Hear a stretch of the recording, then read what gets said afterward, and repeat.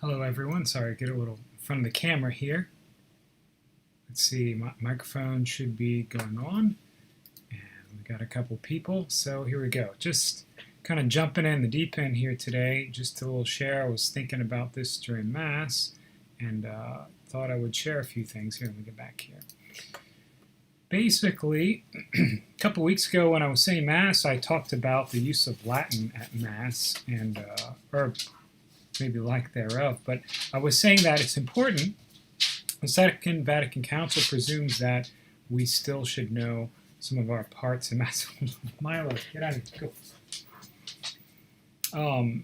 I was talking at Mass the other day when I was still saying Mass privately in the chapel, and I was talking about how even though the Second Vatican Council allowed for the use of the vernacular language, and it did so that we would have a fuller participation or understanding or knowledge of the liturgy, still it's important for us to use some Latin. Let me see if I can get this on the screen here for you to see.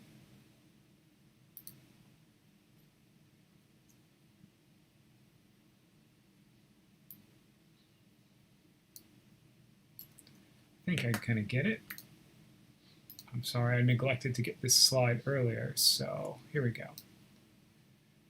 This is from Sacro Sanctum Concilium, one of the Vatican II documents, number 54. It says, in the masses which are celebrated with the people, suitable place may be allotted to their mother tongue, or the vernacular, or for us English.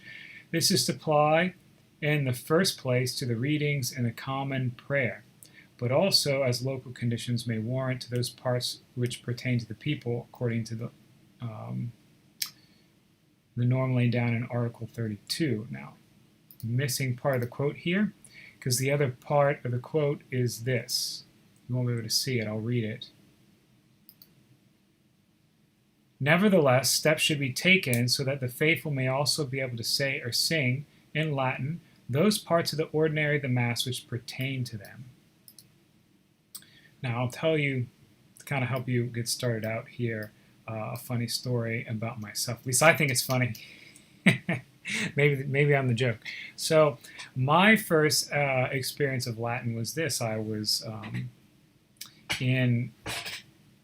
was in high school, and I was at the Community of Jesus Crucified one day, and I needed to, some of you have heard this story, but I like telling it, so I'm going to tell it again. I was needing to go to confession, and I was kind of feeling the real need to do that, so I went with my dad to adoration, and I was looking for the priest and said, well, they're probably at prayer.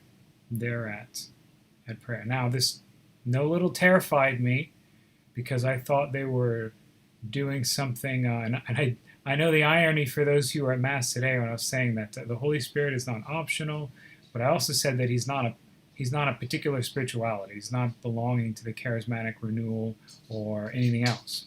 But that was kind of what I thought they were going to be doing. I thought they were going to be praying out loud and praying in tongues or something like that, and that terrified me. But I wanted to go to confession, and so I went anyway. I went to the chapel and kind of stood at the door for a minute or two because it was solid and there were no real signs on it. I was a little scared, so we go in, right? And then I get there, and let me see if I can set this up. As they were getting ready for what now I know to be night prayer, they just kind of took out a book and handed it to me. Let's see if I can get back. Handed me a book like this. I said, okay. Just picked up the book, and it wasn't hard to follow. They were singing in English, and every time they switched to another page, I got another book handed to me until we got the end. And look, I'll show you. We'll see it again in a bit, but then I see this on the page right here. Now, for those of you who've seen Latin, this might not be so frightening, but I looked at it, and I didn't know what this was at all. I was like, what are these letters on the page? And what am I supposed to do with them? And then they start singing, right? They start singing the Salve Regina. Let's take this off. So, you know what I did? I looked at the words, I listened to what they said, I opened my mouth, and words came out. I'm not saying that I understood them or that they were beautiful, but I sat there And I sang and words came out. And you know what? God wasn't offended, no one died, and I learned a little bit.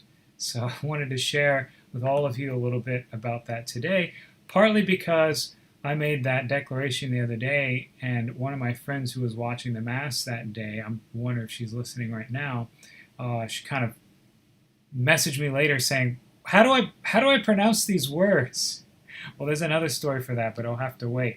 So I wanted to give a little introduction to the use of Latin, a little bit about pronouncing Latin, and then I wanted to say, we'll give you a little practice. So the beginning is what I said already, that the Second Vatican Council provided for the use of English, but really envision that we still use Latin. And I'll tell you why. I don't know how many of you have been to a liturgy where you have it in 2, 3, 4, 5 languages. I mean, in a way, it's nice because we can see the culture. Like I would go to Uganda, and the Mass would be in English, and they'd have little songs they would sing in the local language. But the trouble is, when you use 5 different languages in the Mass, we're not on the same page. And often people are very lost.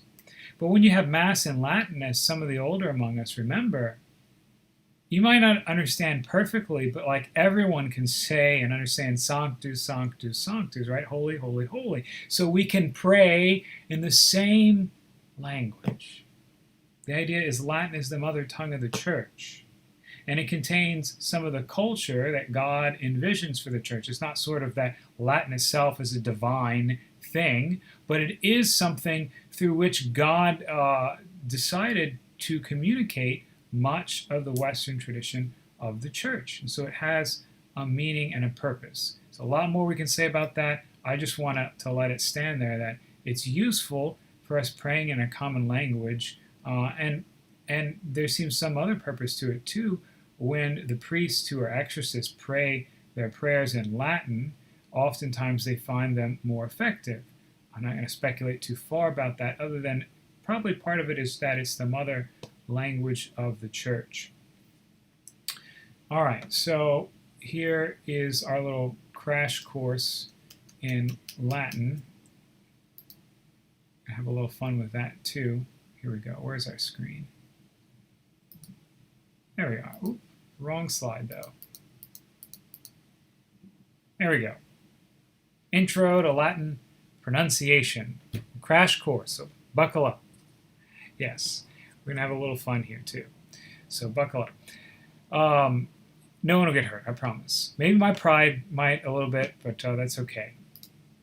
So, oh, I forgot a slide here. We'll improvise. We'll come back here and I'll get some text. So I'll tell you a story while I'm typing this out. So what I already told you, my first example of when I was learning Latin, and it was like I told you. But then when I decided to go to the seminary, I decided, well, I need to know a little bit about singing church music. I'd been thinking about going to school for music, and so I knew, quite a bit, but I didn't do a lot of singing. So I wanted to learn a little bit about it. So I went and I got a tutor. Probably not too long after this experience with the Latin and the no, actually it wasn't related, but it ended up being related. So I found a classmate of my mother's. Her brother was a musician and a professor at UL, and she said, well, why don't you go get some lessons from him? So I did that. And the first thing he did was hand me a piece of paper like I was just typing out here with this on it. You may say, what's the big deal? Well, I'll tell you. Particularly for musicians who are singing, the music teachers often don't really care whether or not you understand the language that you're singing. They just care that you can pronounce it, and that goes along. It goes longer than you would think. And for Latin, especially with the Mass and things with the liturgy, you can go a long way, because if you can pronounce it, a lot of the words are cognates they're very similar to our English words, and you can kind of get it. And you can fake it, as I did, without even having what I'm about to tell you. So the vowels in Latin are like here, and they're pronounced more or less the same, a little different. A, wait, hold on. Now I'm going to blank on you.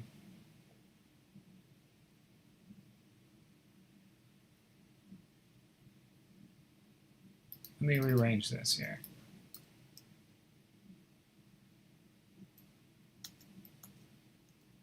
There we go.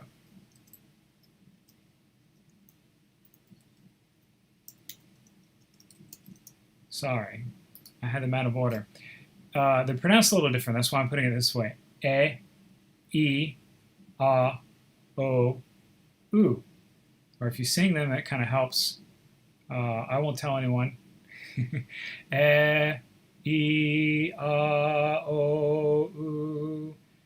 And kind of like the sound of music, if you can get these few vowel sounds, E, A, O, U, in that order that they appear on your screen, then you can basically pronounce Latin. There's a few other strange things that go in there, but you can kind of get them as you go along. So say them again. You'll need them in a second. I'll give you some words to practice. E, A, O, U. All right, back to our presentation. So what I was saying is we need to know the basic Mass parts. I forgot to put that up here too. We're just going to use, but well, the Sanctus for Mass is a holy, holy, holy. Actually, I do have that here. Very off the cuff today, so you have to forgive me. At least I hope you do. Nope, don't have it. What are some basic prayers that we can learn is prayers of the Mass, the Our Father, or the Pater Noster in Latin, the parts of the Mass like the Sanctus or the Holy, Holy, Sanctus, Sanctus, Sanctus. You can learn your devotional prayers in Latin. That's a very good thing to do. And the antiphons to Mary, which is what I have on the screen here, one of them. This is one that's used throughout the church year. When you go to ordinations and stuff, you may hear it. You probably know it in English as the Hail Holy Queen. We'll see that. But here, first, I want you to see the Latin. This is the same thing I had to sing at night prayer. So, turnabout is fair play, they say. So, here you go. Salve Regina. See that? A, S-A, salve. Go back to either scene. See? Salve. Got that E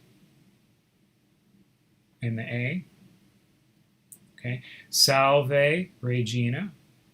Mater Misericordiae. So you got that A-E on the end. That's one of those strange sounds, but you'll get it. Salve Regina. Mater Misericordiae. Vita Dulcedo. Say it with me. Et spes nostra salve. You're in your house. There's no one who's going to bother you. Ad te clamamus, exules filii. See, when you have the two vowels, you got to repeat it. Filii, eve. You don't pronounce the H. Eve. Ad te suspiramus, ad te suspiramus, gementes et flentes.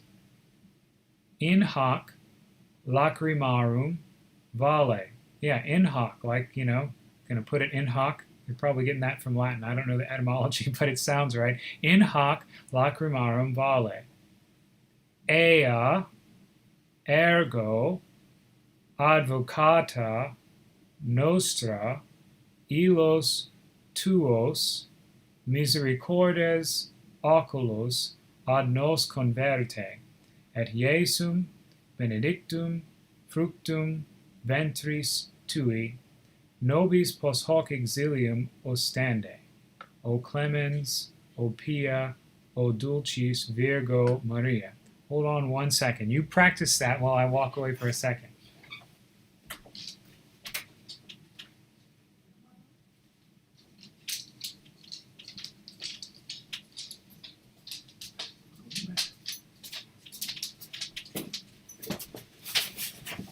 Sorry? Good practicing. I had to go check on Milo. I'll give you a second where you thought I'm not looking at you too. All right, so that's something you can practice those vowel sounds with because it's a pretty simple prayer. You only have a couple compound words in it, and it's something that you'll hear often. Or you could pick apart from the Mass. You could get. I was also saying that same day that it would be good, especially now, because we can't have any missalettes in the church. Now's a good time to get your own missal. So here's one that I have, the Daily Roman Missal. This one's from MTF, or Midwest Theological Forum. And what I like about this one, I like the publisher. See, there you go, Midwest Theological Forum. What I like about this publisher is they produce quality books. They have good bindings. But what I like about this particular missal, it's a daily missal, so it has the Sunday and the daily readings and prayers. And it also, when you come to the parts of the Mass, it has them in English and in Latin. So here is the Sanctus, for example. So you have the English on one side and the Latin on the other. So, it's helpful if you're ever in a Mass where they have both, you can do it. And in the back, they have, and this is another reason to have a missal, is because a hand missal has prayers, devotional prayers, like the Stations of the Cross, or the Regina Caeli, or the Salve Regina, or the Angelus. They have those prayers too, so you have something to help you pray at the beginning of Mass. Now you can use your cell phone, there's apps for that. I encourage you to get a book only because we do everything on our phones. And we don't want our prayer to be like everything else. We're like, ooh, what's that message that just came to me on Facebook? And we got to click on it. When you use the book, the battery doesn't die. It doesn't beep at you. It doesn't tell you you have a message. It's just the book. So it kind of helps you focus on your prayer. But what I was saying is if you have a book like that with the Latin and the English, you can practice something simple like the Sanctus, holy, holy, holy. Sanctus, Sanctus, Sanctus. Or you could practice something like the Salve. Right. So here is the English translation next to the Latin. So another way you can practice learning prayers in Latin is it's simple. Just learn it like a child. That is, just repeat it over and over again. Particularly with something you're already familiar with. Like I'm sure everyone, if you've prayed the Rosary, have prayed the Hail, Holy Queen. Hail, Holy Queen, Mother of Mercy, our life, our sweetness, and our hope. You can pray with them side by side like this and kind of reference them back and forth. Or, like I said, for a prayer that you really know, just say and memorize the Latin and kind of have the English in the back of your head or on the side. So here, Hail, Salve. I'll kind of say the Latin in common at it, and you can look at whichever side you want. Salve Regina. Now, salve is a greeting in Latin. When you say Hail Caesar, you'd say salve. Well, I forget the vocative form of Caesar, but if you used my first name in Latin, Corvus, you would say salve Corvus, would be Hail Cori. But hail is just a greeting. Hail, Salve Regina, Mater Misericordiae. So, Hail, Queen, Mother of Mercy. Vita dulcedo et spes nostra salve, our life, our sweetness, and our hope. Salve. So it's just a poetic thing. You have the salve at the beginning and at the end. The Carmelites, I think, in their hymn version of this translated, they just add, we greet thee. Hail, Holy Queen, Mother of Mercy, our life, our sweetness, and our hope, we greet thee. Ad te clamamus. I hope you're practicing the Latin when I'm saying it. Ad te clamamus, exules filii Eve. Gotta get those two E's, two I's that have the E sound, filii. Ad te clamamus, we cry to you, poor exules filii Eve, poor banished children of Eve. It's a little extra there in the English. Ad te clamamus does say to you we cry, exules filii, so it's exiles. That's what poor children of Eve, here is exiled children of Eve, because we are banished from paradise. So exules. Ad te suspiramus, gementes et flentes. To you We send up our sighs, mourning and weeping. Gementes et flentes, mourning and weeping. Have you ever stopped and thought about the words of the Hail Holy Queen? We say them so quickly at the end of the Rosary. They're really beautiful. For me, using the Latin, even when I didn't know it really well, it really lended me to meditate on the words. So to you, we send up our sighs. Man, you feel like that? Maybe you feel like that with the lockdown. Suspiramos, man, just sighs, mourning and weeping. In hoc lacrimarum vale. Oft I've reflected on those words. In this, the valley of weeping. Maybe you've heard Lacrimosa is another Latin hymn. It's about weeping. Or, well, Lacrimarum means, Lacrimarum Valley is this valley of weeping or valley of tears. Ea ergo advocata nostra. So turn, therefore, our advocate, these your eyes of these yours, illos tuos misericordes oculos, these your eyes of mercy, ad nos converte, to us turn, right? Turn them, your eyes, to us. Et Iesum benedictum fructum ventris tui, and Jesus, and show unto us the fruit of your womb, Jesus. The phraseology in Latin is a little different because, unlike in English, the word order tells you what is the subject of the sentence, but in Latin, it's the ending of the words. But we're not going into declining nouns today, or grammar, or anything like that. Just pronunciation.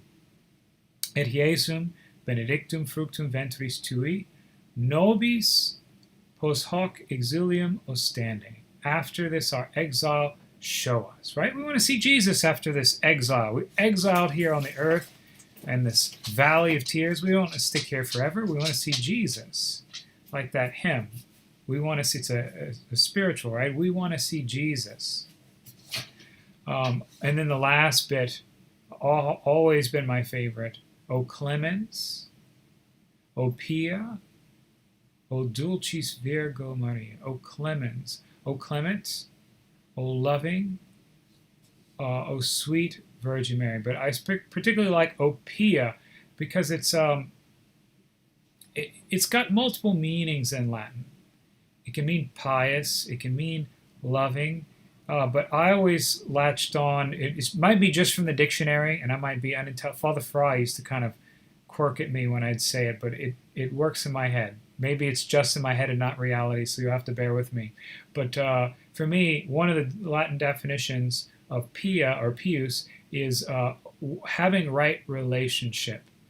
So I like to think about when I say O pia, O dulcis Virgo Maria, about her who has right relationship with God, because that's what I want. So when I'm praying to Mary, I want to think about her right relationship with Jesus, and she's going to help me have that. That's my hope and my prayer. So now what we're going to do, the English is going to go away. So buckle up if you haven't already. We're going to sing out loud. Come on, you got to do it. Do I have to give you the Catholic guilt from the priest that you have to sing it out loud? I mean, I'm here doing it.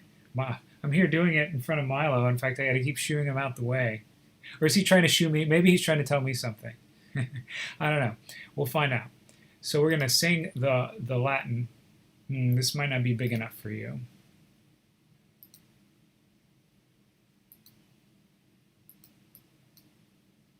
I'm going to redo this.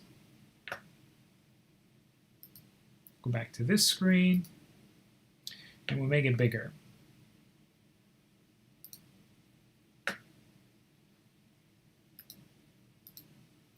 You can catch your breath. It's okay.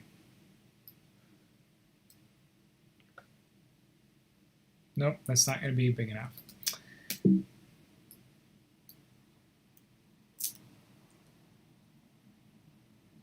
All right. This is what I'm going to do instead. I'm going to sing it, and you might not be able to read the words. I'm going to go back to the bigger words when we do it again, but I want you to look at the dots on the page. We're not going to teach you a lot about chant notation today, but it's still helpful when you sing the words like do, re, mi, and the Sound of Music. It helps you, especially in Latin, because the vowels are pure. In English, it's hard to sing. It's very hard to sing. Whoa! Did you hear Milo? See, I'm scaring him already. When you sing in English, it's hard because you have all the consonants and all the things you have to pronounce together. But in Latin, like in the other Romance languages, the vowels are pure and you can kind of hold on to them. So if you look at them, they kind of give you a guiding place that you sort of hold on to the vowels. That's why we did them at the beginning. And then you just let the consonants kind of cut them off. So just watch, kind of follow where the dots go up and down. That's all you got to listen to. And then you'll hear the words. Salve Regina, Mater Misericordiae, Vita Dulcedo, et spes nostra salve. A te clamamus, exules Filii Eve, ad te suspiramus, gementes et flentes, in hac lacrimarum vale. Ea ergo advocata nostra, illos tuos misericordes oculos ad nos converte, et Iesum benedictum fructum ventris tui, nobis pos hoc exilium ostende. O clemens, O pia, O dulcis Virgo Maria. Oh, I see Hassie joined in. Yes, Hassie, it should be your favorite coming from the community of Jesus Crucified. After all, that is where I learned it. Not the seminary. All the seminarians learned it from there. I learned it from the community of Jesus Crucified. Hold on a second here.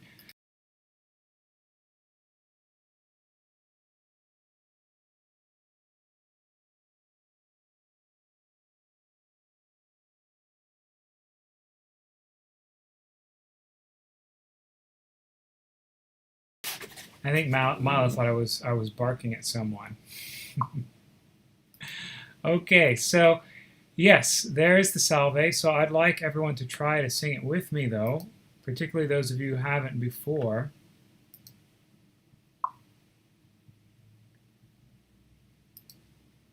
There we go. You can even have the English on the side. So just practice it. It'd be, like I said at the beginning, a crash course. And you know, whenever you come across it, or you can watch it on YouTube. Actually, I think I might do a little more about these.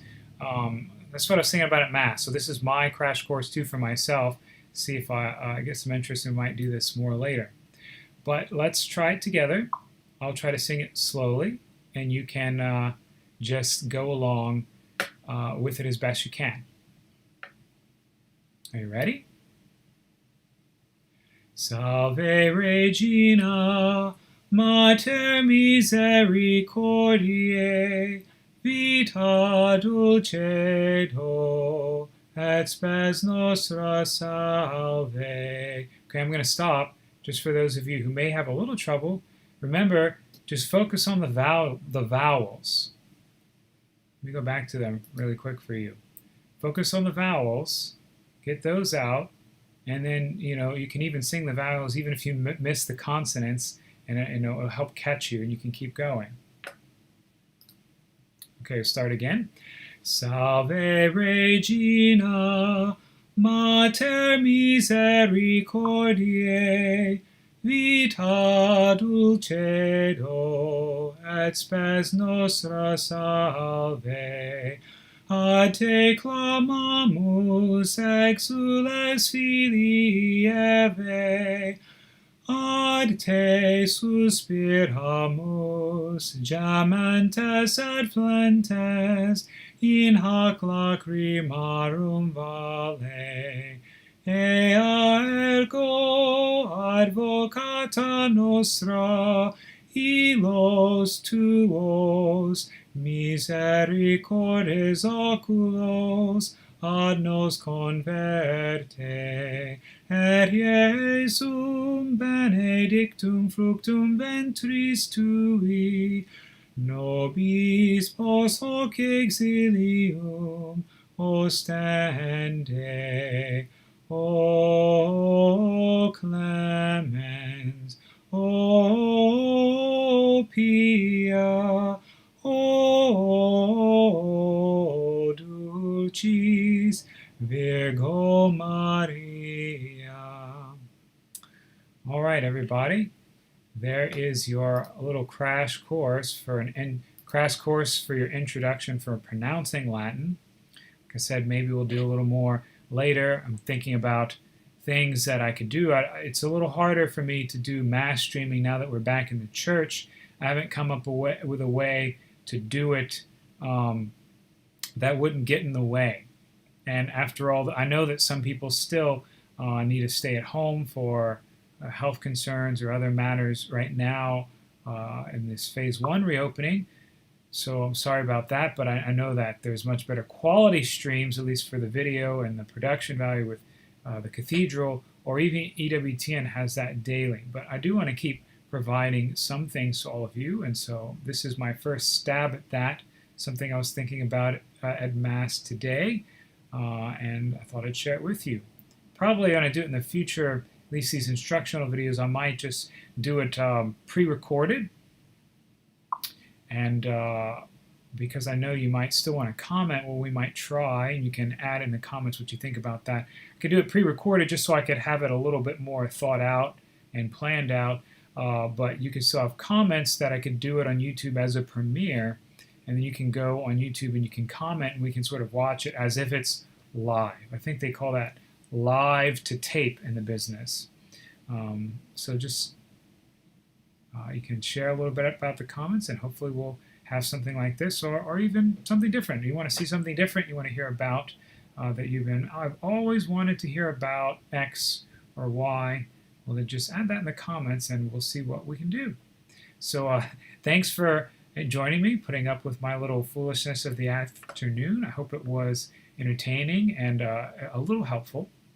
And maybe you won't be so afraid of Latin the next time if you come across it. So God bless and keep you all.